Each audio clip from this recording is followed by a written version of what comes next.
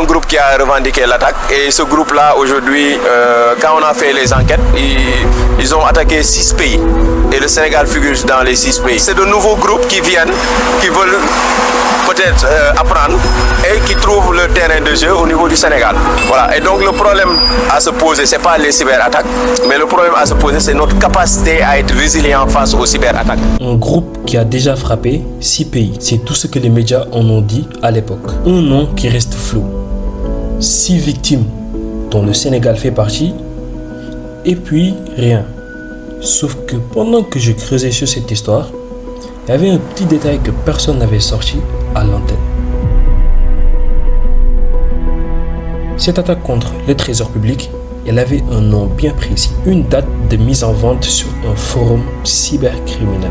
Et elle était là en public presque 2 mois avant que le mot incendie apparaisse sur les communiqués officiels. Le Sénégal de plus en plus victime de ce type d'incident informatique. En février dernier, la Direction générale des impôts et domaines et la Direction de l'automatisation des fichiers avaient été victimes de cyberattaques. Pourquoi les hackers ciblent de plus en plus le Sénégal? Alors, avant d'aller plus loin, il faut comprendre exactement ce qu'on a mis en vente ce jour-là. Le Trésor public, ou plus précisément la DGCPT, c'est l'institut par lequel passe tout l'argent de l'État sénégalais. Chaque salaire de fonctionnaire, chaque pension de retraité, chaque bourse d'étudiant et chaque aide sociale, et même les paiements aux entreprises qui travaillent avec l'État. Alors, si vous voulez une image simple, c'est comme le compte en banque de tout le pays. Et c'est exactement ce qu'on a proposé à la vente en public sur un forum accessible à n'importe quel cybercriminel prêt à payer le prix. D'après ce qu'ont relayé plusieurs chercheurs en cybersécurité qui surveillent ce genre de forum, la personne derrière cette annonce utilisait un pseudonyme. Alors vous allez vous dire que ok, c'est un hacker, il a piraté un truc, il les revend dans un forum, mais c'est un peu plus précis que ça. Lorsque vous comprenez le mécanisme, c'est encore plus flippant. Dans le monde du cybercrime, il existe des gens qui se spécialisent pas dans l'attaque elle-même, mais juste la première étape, c'est-à-dire entrer quelque part et repartir avec les clés. Et on les appelle des courtiers en accès. Et leur job, c'est simplement trouver une porte d'entrée dans un système, puis la revendre à quelqu'un d'autre qui lui-même va s'en servir pour faire les dégâts. Par exemple, imaginez quelqu'un qui rentre discrètement dans un immeuble la nuit, qui fait une copie de tous les clés qui traînent et qui repart sans rien toucher. Le lendemain, il vend ses clés au marché noir. Pas les meubles, pas les objets de valeur, mais juste les clés. Et celui qui les achète, il peut rentrer par la porte principale à n'importe quelle heure, sans forcer, sans laisser aucune trace d'infraction. Et c'est exactement ce que proposait l'hacker qui a publié cette annonce. On a pas mal d'annonces intéressantes. Ici, on voit un utilisateur qui propose l'accès au ministère des Finances du Ghana, accès à une grande base de données d'informations sur les banques du pays. Et dans son annonce, il y avait plusieurs niveaux d'accès en vente. Des identifiants pour se connecter au réseau interne, des droits administrateurs sur des serveurs Windows et l'accès à des serveurs financiers internes de l'institution. Selon certaines sources, le prix allait de $500 pour l'option la plus basique jusqu'à $15 000 pour l'option la plus poussée. C'est-à-dire celle qui donnait le contrôle du serveur central qui gérait les machines du réseau.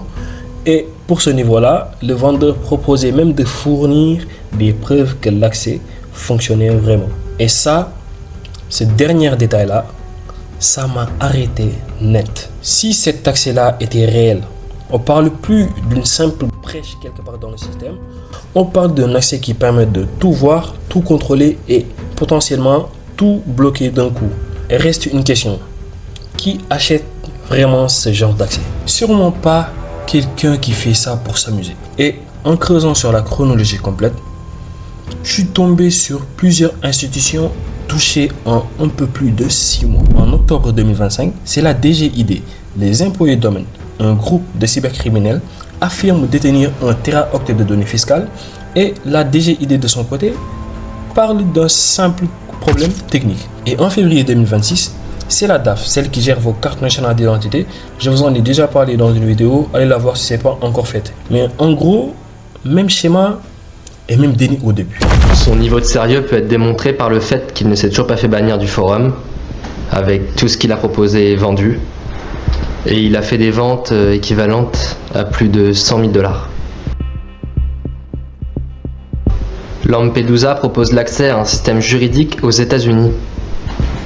Il dit que dans le réseau, il y a 12 000 PC et serveurs, des bases de données d'avocats, de juges, de procureurs. Mars-avril 2026, Sénégal Numérique restreint ses services après des tentatives d'intrusion. Et là, en remontant dans mes recherches, je suis tombé sur un cas que j'avais pas vu au début. En décembre 2025, entre la DGID et la DAF, cette fois, ce n'est pas une administration, mais c'est une compagnie pétrolière et l'histoire, elle est différente des autres. Des pirates ont réussi à rentrer dans les mails internes de l'entreprise et ils se sont fait passer pour des dirigeants pour demander environ presque 8 millions de dollars, à peu près 5 milliards de francs CFA.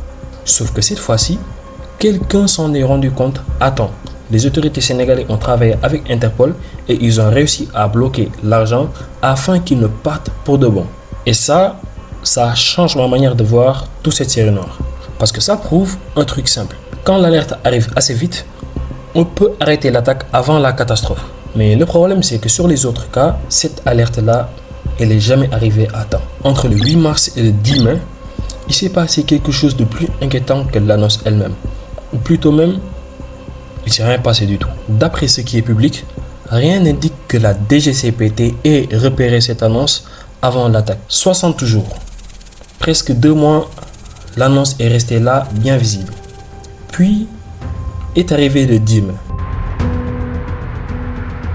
Et le 10 mai 2026, une attaque revendiquée par un groupe qui s'appelle Audit Team frappe la DGCPT. La direction de la comptabilité publique et du Trésor parle d'incident qui a affecté ces systèmes d'information. Depuis le dimanche 10 mai, le Trésor public sénégalais informe que depuis la détection de l'incident, des mesures... Des attaques, on va subir les mots les plus terribles, mais il faut qu'on soit prêt à faire face et on soit déterminé. Le Trésor public qui a été frappé donc par une cyberattaque. Plusieurs chercheurs pensent que les accès vendus par l'hacker pourraient avoir servi à ça, même si personne ne peut le prouver formellement pour l'instant, mais la chronologie colle plutôt bien avec cette hypothèse.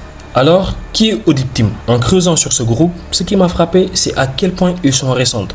À peine 5 victimes connues avant le Sénégal, toutes des entreprises privées en Asie dans la tech ou l'industrie. Et le Trésor public sénégalais serait le tout premier cible dans un gouvernement. Leur méthode, ça s'appelle la double extorsion. Et il faut vraiment comprendre comment ça marche, parce que c'est ce qui rend ce genre d'attaque si redoutable. D'abord, les pirates rentrent dans le système discrètement, ils regardent tout dans le réseau et ils copient en douce les données les plus sensibles vers leur propre serveur sans que personne ne s'en aperçoive. Et à ce stade-là, l'institution est déjà compromise sans même le savoir. Ensuite, ils déclenchent le blocage, ils verrouillent tout de l'intérieur et là, ils reviennent vers la victime avec deux options. Soit vous payez, on vous redonne l'accès, ou bien soit vous refusez. Ou même, si vous arrivez à tout restaurer depuis vos sauvegardes, on publie quand même en ligne tout ce qu'on a déjà copié avant. Et c'est là le piège, même avec des sauvegardes parfaites, vous avez déjà perdu car vos données sont déjà dehors pour de bon. Et selon ce qui a été revendiqué publiquement, environ 70 gigaoctets de données de la DGCPT auraient été volés. Vos documents internes, des rapports financiers avec un compte à rebours de 5 jours affichés sur le site des pirates avant qu'ils publient tout. On est un dimanche, le 10 mai 2026, pendant que les Sénégalais préparent la Tabaski. Le lendemain de l'attaque, j'ai failli passer à un truc très important. Pendant que la DGCPT publie son communiqué pour rassurer tout le monde, pendant que les équipes techniques essayent de réparer les dégâts, le même hacker continue, d'après ce qu'observent plusieurs chercheurs, à revendre les mêmes accès et toujours avec la promesse de fournir des preuves. Et si c'est vrai, ça veut dire que la porte d'entrée est toujours pas fermée, que quelqu'un pouvait encore rentrer pendant qu'on gère les conséquences de la première attaque. Et le 11 mai 2026, le patron de la DGCPT, Amadou Tidiane Gaye, signe un communiqué très court. Un incendie affecte une partie des systèmes depuis dimanche, des mesures ont été prises. Merci pour votre compréhension. Un incendie. Personne du FBI. Et il propose un prix équivalent à 150 000 $. Juste le mot incendie. Et pendant ce temps-là, plusieurs chercheurs publient leur analyse de leur côté. Adama Assiyongbon reconstitue toute la chronologie, d'autres médias spécialisés documentent la même histoire et tout le monde arrive aux mêmes conclusions sans se concerter. Et 8 jours après ce premier communiqué, le 18 mai 2026, quelque chose change. La DGCPT publie un deuxième texte et cette fois-ci, il confirme qu'un incendie vient d'actes malveillants qui ont entraîné une diffusion irrégulière d'informations internes, actes malveillants. Naturellement, nous sommes un acteur majeur pour conduire ces... Mais pour la première fois, l'État admet que quelqu'un a fait ça exprès. Et ce même jour, comme par hasard, Audit Team revendique officiellement l'opération avec tous les détails. 4 jours plus tard, le 22 mai, le ministre des Finances Cheikh Diba se présente devant l'Assemblée nationale. Il promet que les salaires seront versés avant la fin du week-end et il dit quelque chose ce jour-là. Avec les équipes, avec le ministère des Télécommunications qui pourra peut-être revenir sur cette question, nous essayons de contenir tout cela, mais il arrive que des choses passent. Mais le dispositif que nous avons mis en place sont des dispositifs de réplique qui permettent à chaque fois que ces attaques arrivent à nous impacter, que nous puissions très rapidement nous relever et puis continuer à rendre les services tels que comme nous l'avons fait avec le Trésor. Des centaines d'attaques par jour, le ministre lui-même l'a dit devant l'Assemblée nationale. C'est qu'il y a des centaines et des centaines d'attaques auxquelles nous sommes confrontés quotidiennement.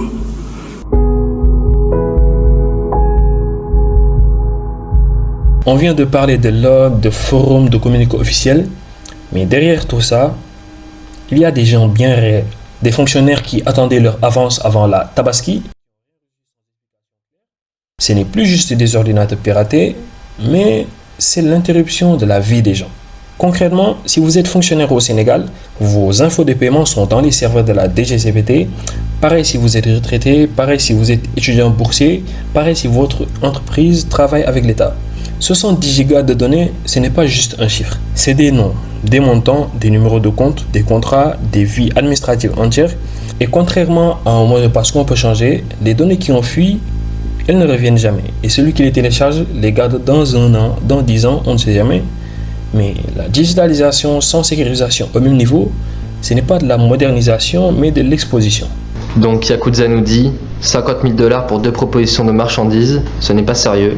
Décris plus précisément ce que tu veux. Et le 2 juin 2025, c'est le lancement officiel de Saint-Trésor, la plateforme officielle du Trésor public. Trésor, colonne vertébrale de SUGIF, depuis les premiers ateliers de conception, le Trésor a été un acteur clé de toutes les phases de cadrage, de paramétrage, de test et maintenant du déploiement qui nous réunit aujourd'hui. Le Trésor, la première administration à sauter dans le grand bain. Grâce à son engagement total, nous sommes persuadés. Monsieur le Trésor, la Direction générale de la comptabilité publique et du Trésor a voulu répondre à un impératif majeur, éviter le paiement en numéraire avec tous les risques que cela comporte.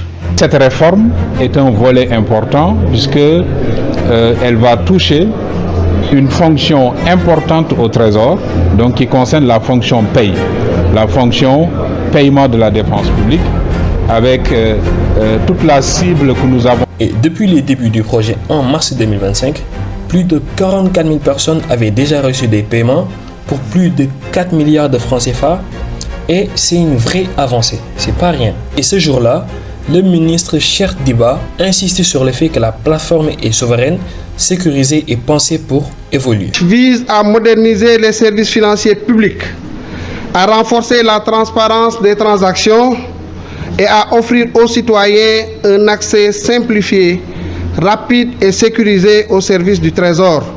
Il précise même que le projet s'inscrit dans une stratégie qui couvre implicitement la transformation numérique, la sécurité informatique et la confiance numérique. Cette démarche vise à moderniser les services financiers publics.